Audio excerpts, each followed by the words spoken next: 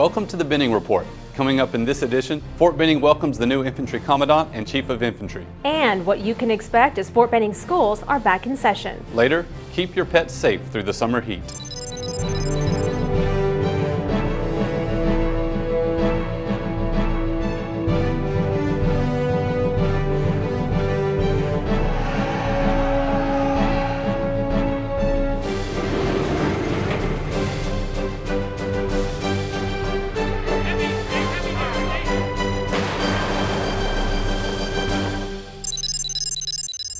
Welcome to the Benning Report. I'm Sarah Tate. And I'm David Wright with the Fort Benning Public Affairs Office. Thanks for watching. The Maneuver Center of Excellence recently welcomed the 55th Infantry Commandant and Chief of Infantry, Brigadier General James Rainey. Katie Cook clues us in what he has planned for the future of the infantry. Family, friends, and fellow soldiers gathered as the Maneuver Center of Excellence welcomed a new Infantry Commandant and Chief of Infantry, Brigadier General James Rainey. General Rainey will oversee all infantry training at the Maneuver Center of Excellence. This includes everything from Ranger School and basic training to Sniper School and Airborne. We're going to launch students out of here understanding the complex nature of joint combined arms warfare, but they're going to leave here proud to be United States Army infantrymen also. This isn't the first time General Rainey and his family have called Fort Benning home, and they are excited to do so again. I learned how to be a soldier here. I learned how to be an officer here, and most importantly, I learned how to be a leader here. And whether that was in Ranger School, Airborne School, my time over in the Ranger Regiment. Before coming to Fort Benning, General Rainey was the Deputy Commanding General of the 4th Infantry Division. But he brings it all to this assignment. So when I look at the challenges, I look at what's in front of us, this is the absolute right guy to take us into the future. General Rainey is a recipient of the Legion of Merit with 2 Oak Leaf clusters and has earned 2 master's degrees in public administration and military arts and sciences. Katie Cook, Fort Benning TV. It's every parent's dream to be able to send their children into the world competent and capable and watching them succeed. Recently, Fort Benning was able to provide a unique opportunity for 2 fathers to join in on an airborne legacy jump. It's a new generation of sky soldiers, and some of those who happen to be passing the torch are also the parents of those who will carry it on. Really, the goal of any airborne soldier is to have a son or daughter go to airborne school, because there's a certain legacy and there's a certain pride that comes with pinning the wings on of your daughter or your son that most people don't get to realize. Meet Chief Dan Gelada. You may know him as one of the pilots for the notable Battle of Mogadishu. Today, he is a father supporting his daughter, Erin, as she earns her wings. He said, feet and knees together, don't get hurt, and just jump, you know. That's all you gotta do when you're in the plane door. You can't look down, you just gotta jump out. And keep your feet and knees together, and you'll be fine on the landing. Not only is there one father-daughter team taking to the skies on this day, but a father-son team who happens to be earning both their airborne wings together. The very first jump that we made, I was the first jumper and he was right beside me. And the weather was a little bad, so we got to stand on the door a little bit. Got to look out. And looking out across, across Alabama and Georgia, it was kind of soothing. Give us both time to talk about it and decide that we could jump out that door. And then when it was time, we stood up, we hooked up, and we went out that door. And we went out together. Private First Class Rabin had to perform at the top 10% of his class to earn a slot in Airborne School. It wasn't until his graduation that he learned he would be attending with his father. And on this day, there was no one he'd trust more to rig him up. He handed me his orders, and when I found out, I was excited. Throughout basic training, I'd call him, and I'd ask him when he's going to Airborne School with me. And he'd always tell me the same lie, he's not going, he couldn't get it, or he didn't have time. As they prepped to take flight, both Drill Sergeant Rabin and Private Rabin took turns rigging each other up. Ensuring that the parachute was properly fitted, back straps were tightened, and the reserve was connected correctly prior to final inspections. One error could spell disaster in the sky. I mean, as parents, all we can do is try to set the best example for our children to follow. I can't think of a person I would trust more. I'm afraid of heights, but the airborne has been good still. He is definitely not. He just jumps right out and has a blast out there, so he loves it. But he had a good exit from what I saw. As for Chief Gelada, just like any parent, it was a straightforward and encouraging report. She did a lot better than I did. Today, their sons and daughters followed in their footsteps as they stepped up and stepped off.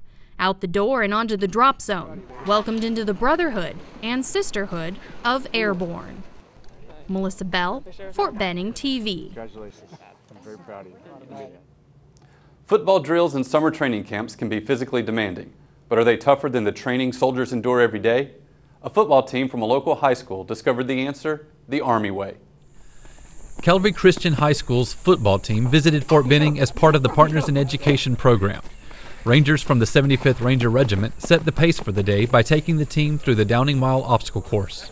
The students broke out into three-man teams and quickly discovered just how tough it could be. I thought I was in shape, and I wasn't. It was terrible. I got all the way done, or I thought I was done, and then the hill just gave me the 2K knockout. And by the time I got here, I was ready to pass out and lay on the ground, and it was hard. Looking at the football team in comparison to, say, a Ranger unit, it's a small unit, small team, everybody with a common goal to win. After lunch, they took on the challenges of their second obstacle course for the day at the Warrior Training Center.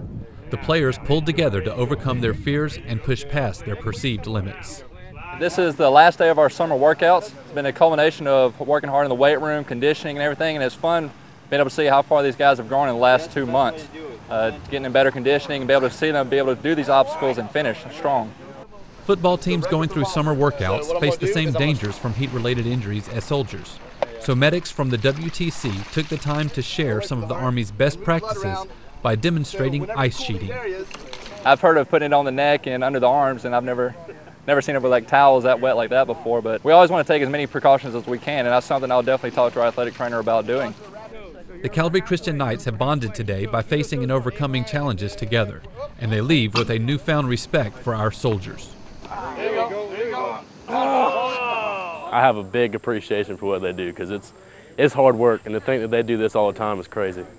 They might call it crazy, but it's the kind of crazy that fires this team up for their season opener.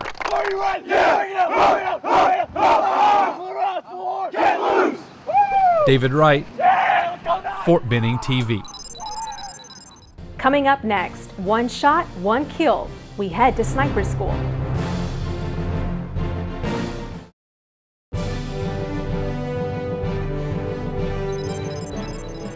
Fort Benning is home to the U.S. Army Sniper School. I paid a visit to the course to learn more about some of the skills a sniper must possess. This is the U.S. Army Sniper School. These students come from all over the Army, some from Special Ops, some from conventional forces, some aren't from a sniper or scout section at all, but are just here for the extra training.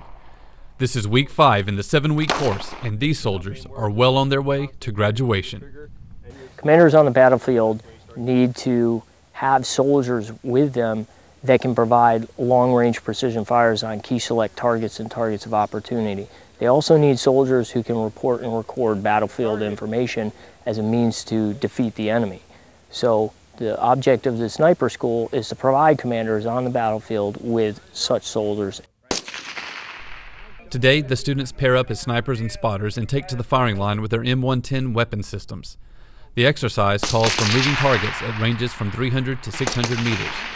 It's an opportunity for them to work with the mathematical formulas that help them determine their lead edge holds, factoring in values for such variables as target speed and wind compensation. On the battlefield, you never really have a stationary target. So this, more than anything, is some of the most important training, in my opinion, as far as the snipers. So it allows them to gather some baseline knowledge that they can take with them when they deploy. A sniper's most valuable traits are his ability to be an observer, to communicate battlefield information, and to find those targets that don't want to be found. Now, they can not only find those targets, but engage them with extreme precision fires. He's going to be able to give commanders or even PLs live information, 360-degree situational awareness. He's not just a precision sniper, but he's a force augmenter on the battlefield. Snipers do not always operate at an extreme distance, especially in urban engagements. Getting into position is often the challenge and can require close-range weapon proficiency.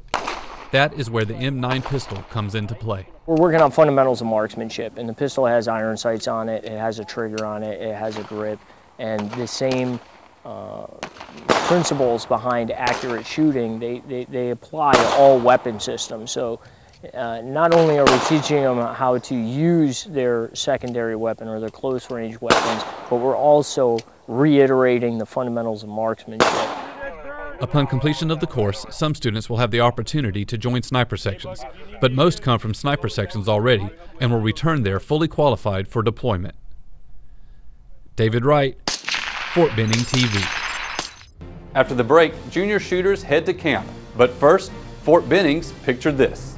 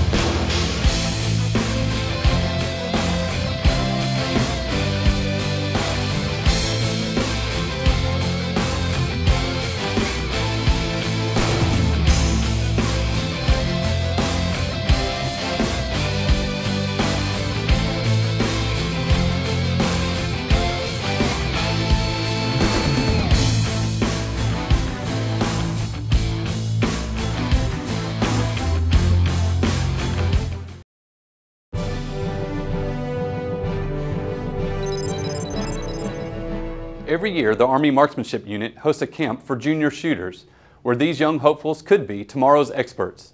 To get them to this next level, they turn to experienced AMU coaches. The nation's elite junior shooters visited Fort Benning for a week of camp hosted by the Army Marksmanship Unit. Out of over 150 applicants, only 27 of the absolute best high school-age shooters were accepted. It's about taking what I know currently, applying it, and then learning more. It's finding out what those little tricks and tips are. These shooters have pursued their discipline for years and are looking to take their skills to the next level, whether that be a college scholarship, an Army career, or even the Olympics. Every piece of equipment they have here is their own, which shows how advanced they are in this sport. The sport of competitive shooting isn't a cheap one. When they are choosing to be in this sport, it is a huge investment. Entire days are dedicated to shooting from each position of prone, kneeling, and standing. These electronic outdoor targets are set up 50 meters away, and the 10-ring scoring area is only 10.4 millimeters across. The targets immediately display the hit and the score for all to see. And at this advanced level, a millimeter can make the difference between success and failure. It started off a little rough this morning, but I got a good tip with my position, and after I changed that a little bit, I was definitely shooting a lot straighter. With the Army Marksmanship Unit on post, Fort Benning was in position to offer a high-quality course to the nation's elite junior shooters. And with instructors ranging from Olympians to world record holders, these teams found they still had a lot to learn. I'm really here to just learn as much as I possibly can because I want to be the best shooter I can possibly be. I just take in everything that they say and just hopefully improve. The week will end with a match that will serve as a preview of the sport's future, because at this level, the shooters expect to meet each other again in future national and international competitions. David Wright, Fort Benning TV. Summer is officially over for Fort Benning students. Popsicles and pools have been replaced by backpacks and boxed lunches. Katie Cook takes a look at what changes are happening at Fort Benning schools this year.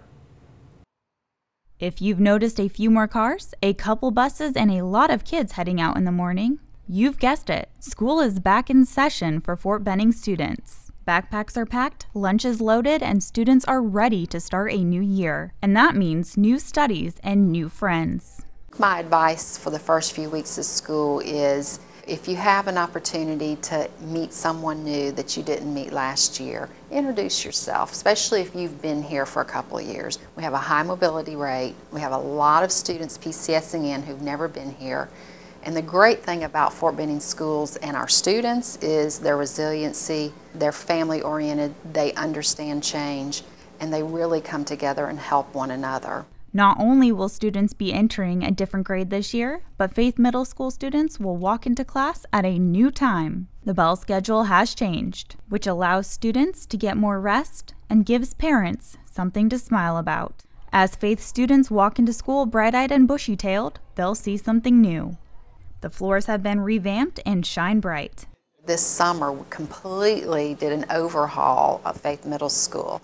The entire school, the halls, when you walk through, you can see brand new paint, brand new floors throughout the whole school, and it just looks gorgeous, and we're so proud of it. With changes happening at some schools, one thing remains the same for all Fort Benning students. That's the excellent education students receive. The resources that we're provided from the Department of Defense is amazing, because we still to this day are able to provide PE, art, music, chorus to all of our children at all grade levels. And the technology and resources that we have are just world-class education. The exciting hustle and bustle of students can be seen throughout the halls as students and staff settle in for a successful new year. Katie Cook, Fort Benning TV.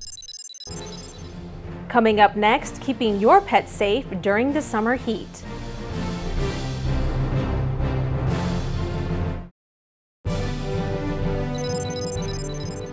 With temperatures soaring in the summer months, our pets can have problems with overheating.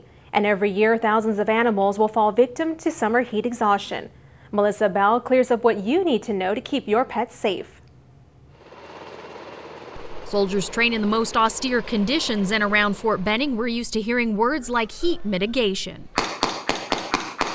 Just like humans, this heat can be just as dangerous to animals. And no one knows that better than the handlers for the military working dogs. As these soldiers obediently execute their mission, rain or shine. This is their job, just like this is our job. We have to get out there and train. Meet Domil. He's an Army soldier and trained in narcotics detection. His name is Domil. He's 9. He'll be 9 in December. He's a sergeant. He overranks me, of course. Basically anything he wants, he gets. And he's also a heat cat. Domil and his handler know firsthand how heat exhaustion can escalate quickly. After he collapsed at a working dog demonstration, and how critical it is to recognize the signs. So for dogs, if you notice, say you're outside on a walk and your dog stops, doesn't want to walk anymore, if you're playing catch and the dog stops and doesn't want to, if they seek the shade, if they go over to a water bowl and just start really drinking a lot of water, if they're panting uncontrollably, laying down. That could mean they're overheating. Get them into a shaded or cool place, have them lie down and offer a little bit of water. If they start vomiting, having diarrhea, or extra red or pale gums, seek medical attention quickly. Do not try to use ice water to cool them down, as this can restrict blood flow even further. You should know your dog's personality to recognize these signs. He's a happy dog. He likes to jump and be all over the place, and if I come in and I notice he's all mopey and groggy, then something's wrong with my dog, and I have to take the necessary steps to see what's going on with him. Pets do a lot to try and please their owners, so they may not show signs of heat stress or heat exhaustion right away. They may just push through it because they're really having a fun time with you.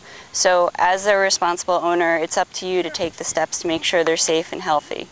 And remember, when you run your errands, don't take your animals with you and leave them in a parked car. Temperatures can exceed 100 degrees in a matter of minutes. Today, Domil is a happy and healthy dog because his owner knew the signs and what to do. If you have any questions about how the heat can affect your animals, talk to your vet. Melissa Bell, Fort Benning TV. The Doughboy Football Team is back for another season of hard-hitting action. Tryouts are complete and soldiers have been selected, leaving them confident in this upcoming season.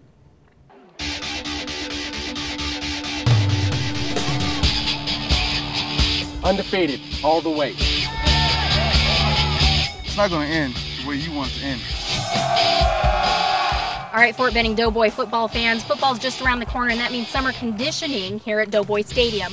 I'm here with Coach Norton, and we've got six 7 games, I think, in the upcoming lineup for this year, and we're looking to add one more. What can you tell us about this upcoming season? It's going to be an exciting season. We've got a lot of guys who are coming out and working really hard. We've had good numbers through conditioning for the last couple weeks that we've been doing this. So I think there's a lot of great opportunity ahead of us. We can keep putting in the hard work. We've got a lot of veterans coming back, a lot of new players as well, but I think they're going to make up for it. I want them to go to bed every night, but they have to wake up in an hour after they go to bed because they can't sleep, because they have to check the closet, see if there are any doughboys in there. Any strategy for this upcoming season? Speed is definitely one of our strategies. I mean, we're going to take full advantage of that. We've got a lot of guys, like I said, that are athletes, can go both ways, offense or defense. If you think there's pain, it's only mental. Once you subside the pain, you lose. It's automatic. Intensity, you gotta have it. Pain, doesn't matter. I have no idea what pain is. I have no idea. That's all I gotta say on that. Got a lot of size this year too, something that they haven't always had in the past, and so I think with size, strength, and speed, you know, you take the 3-2 punch and you can really do some damage out here and be an exciting season. The intensity, that's a whole nother level. You'll see. You'll definitely see when the game starts. Here we go! I think our guys are going to run circles around them. Our big guys are a little bit faster than we had last year, and the little guys are even faster than we had last year. My philosophy on pain is nobody's stronger than I, and nobody's stronger than the Doughboy team put together. We're going to break you so bad you're going to go crying home to your mama. But your mama ain't going to care because you know why. She's going to be wearing a Doughboys t-shirt. This season I want to see more participation, hyping us up, getting us going. Let's get it out every game. Let's do it. Let's do it big and show that Fort Benning is the center of the map, the center of the United States Army, and let's get this going.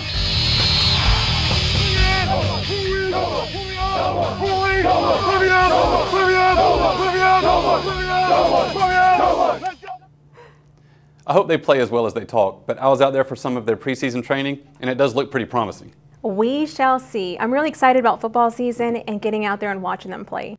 For a schedule of games, visit the Benning MWR homepage at benningmwr.com and click on Fitness and Sports. And that will bring this edition of the Benning Report to an end. But you can watch these stories and others on youtube.com/BenningTV or at benning.army.mil. And you can also like us on Facebook. From the Public Affairs Office, thanks for watching.